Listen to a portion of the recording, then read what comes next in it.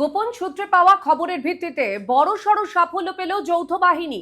সোনামুড়া থানার পুলিশ ৮১ নম্বর battalion BSF এবং ১১ নম্বর battalion TSR এর যৌথ অভিযানে ধ্বংস করা হলো প্রায় ৮ লক্ষ গাঁজার চারা। পাশাপাশি উদ্ধার হয়েছে বিপুল পরিমাণ গাঁজার বীজ ও শুকনো পাতা, যা ঘটনাস্থলেই নষ্ট করা হয়।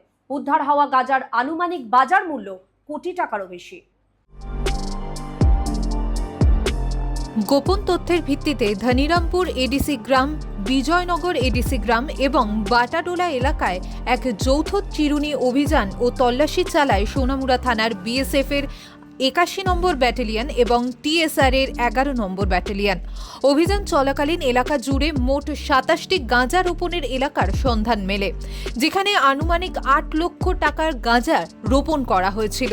আইনি সমস্ত আনুষ্ঠানিকতা এবং নিয়ম মেনে ঘটনাস্থলে সেই সমস্ত চারাকে ধ্বংস করা হয়। এটা এরিয়া ছিল forest land, Bijoynagar ADC village এবং ধনিরামপুর এডিসি ভিলেজ এবং বাতাদোলা।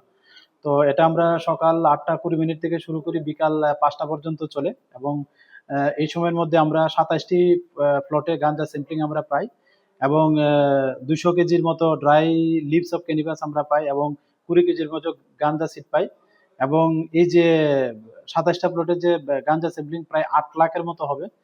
শুধু তাই নয়, তল্লাশি চালিয়ে আনুমানিক ২০ কেজি গাঁজার বীজ এবং প্রায় ২০০ কেজি শুকনো গাঁজা পাতাও উদ্ধার করে এই যৌথ বাহিনী।